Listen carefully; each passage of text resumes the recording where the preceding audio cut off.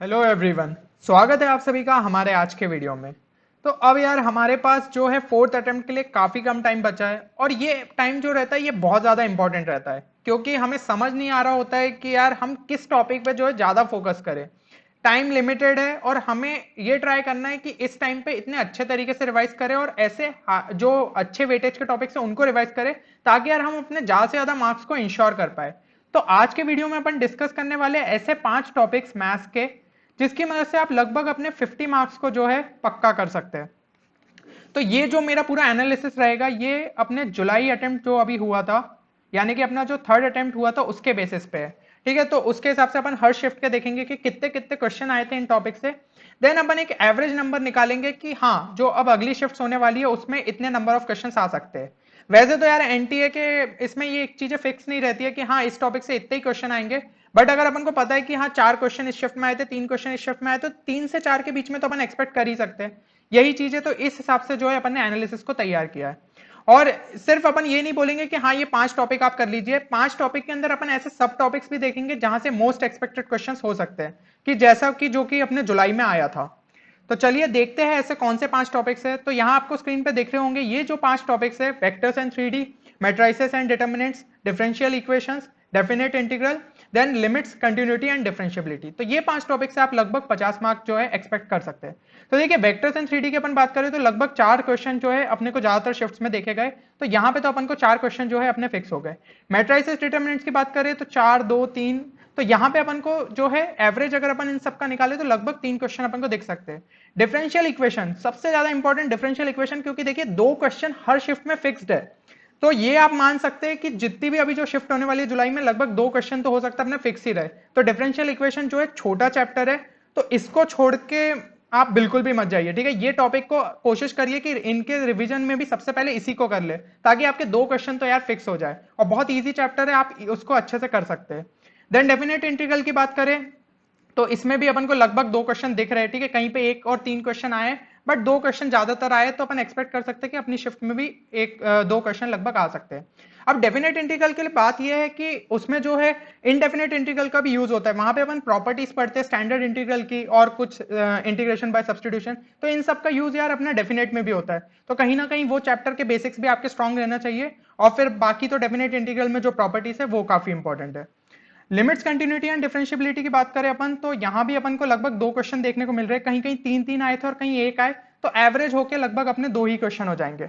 अब ये जो मैंने नंबर्स लिखे कि वेक्टर के 4, वेक्टर एंड 3D के 4, फिर मैट्रिसेस डिटरमिनेंट के 3, तो ये अपन एकदम फिक्स नहीं मान सकते, प्लस माइनस 2 हो सकता है। तो यहाँ पे लेकिन अपन बोल सकते हैं कि 12 से 13 क्वेश्चन तो यार लगभग आ सकते हैं इनसे। तो ये अगर आपने 5 टॉपिक अच्छे से कर लिए तो आप मतलब 50 के आसपास आराम से स्कोर जो है पक्का कर सकते हैं। तो जिन लोगों का भी यार टॉपिक मतलब हो चुके हैं कंप्लीट, तो वो रिवीजन के लिए इन 5 टॉपिक को इस ऑर्डर में कर सकते हैं। अब यहाँ पे अपन देखते हैं कि यार सब टॉपिक्स इनमें कौन से ज्यादा इंपॉर्टेंट है। तो वेक्टर्स 3D की बात करूं तो डॉट क्रॉस प्रोडक्ट जो है उनसे क्वेश्चंस देखे गए, प्रोजेक्शन वाला जो है उसके क्वेश्चन देखे गए। Then equation of plane passing through the points of parallel to the plane, इनकी इक्वेशन आप देख के जाइए। डिस्टेंस बिटवीन लाइंस प्लेन्स, तो ये बहुत सिंपल फॉर्मूले है, इनको आपको देखना है। मैट्रिसेस डिटर्मिनेंट्स की बात करें तो मैट्रिसेस में अपन स्पेसिफिकली बात करें तो प्रॉपर्टीज ऑफ एडजॉइंट, इनवर्स और ट्रांसपोज, ये जो प्रॉपर्टीज होती है ना ये बहुत काम की होती है, आपका काफी ज्यादा टाइम सेव कर सकती है। तो आपको सारी प्रॉपर्टीज अच्छे से पता होनी चाहिए। वहां पे ये नहीं कि मैट्रिसेस को भाई मल्टीप्लिकेशन करने बैठ गए, अगर वो एडजॉइंट की प्रॉपर्टीज आपने अच्छे से याद कर ली तो बहुत ज्यादा आपका टाइम सेव होता है। मल्टीप्लिकेशन ऑफ मैट्रिसेस देख लीजिए। देन प्रॉपर्टीज ऑफ डिटर्मिनेंट्स वो आपको अच्छे से पता होना चाहिए। ठीक है, जो ऑपरेशंस परफॉर्म करते हैं वो अच्छे से आने चाहिए। Then system of equation, system of equation से भी काफी बार क्वेश्चन देखा गया, तो ये बहुत ज्यादा इंपॉर्टेंट टॉपिक हो जाता है। अब अपन बात करते हैं डिफरेंशियल इक्वेशन की। तो डिफरेंशियल इक्वेशन में वेरिएबल सेपरेबल फॉर्म हो गया और अपना linear differential equation, linear differential equation तो बहुत ही ज्यादा इंपॉर्टेंट है। तो इनको आप देख सकते हैं। बाकी जो है टॉपिक्स वो भी आपको करके जाने, बट मैं आपको बता रहा हूं कि हाँ इस टॉपिक में से आपको ज्यादातर क्वेश्चन देखने को मिल सकता है। डेफिनेट इंटीग्रल की बात करें तो इसके अंदर अपना जो किंग्स रूल है ना, ये प्रॉपर्टी हो जाती है उसकी, ये जैसा कि मैंने आपको लिखा भी है, तो ये काफी ज्यादा इंपॉर्टेंट है। और लिमिट्स ऑफ अ सम है ना, ये अपन यार पिछले वीडियोस में भी डिस्कस कर चुके हैं इन पे, किंग्स रूल पे भी, लिमिट्स ऑफ अ सम जब भी मैंने आपको शॉर्ट ट्रिक बताई थी तो ये बताया था कॉन्सेप्ट कैसे यूज होता है। इवन और फंक्शन वाली प्रॉपर्टीज वो भी इंपॉर्टेंट है। और अगर अपन लिमिट्स, कंटिन्यूटी एंड डिफरेंशियबिलिटी की बात करें तो कंटिन्यूटी एंड डिफरेंशियबिलिटी का थोड़ा वेटेज ज्यादा ही होता है लिमिट्स के मुकाबले। तो अगर हम बात करें तो यहाँ पे लिमिट्स के जो क्वेश्चन अपन को देखने मिलते हैं वो है ये अपने लॉस्पिटल रूल से हो गया। Then 1 raised to power infinity form के क्वेश्चन देखने को, और कंटिन्यूटी से जो क्वेश्चन आते हैं ना वो उसकी डेफिनेशन के बेस्ड पे आते हैं कि भाई फंक्शन किस तरीके से कंटिन्यूस रहेगा, फंक्शन कहाँ पे डिफरेंशिएबल, तो इन सब का यूज करते हुए होते हैं। तो उस टाइप के क्वेश्चन आप देख सकते हैं।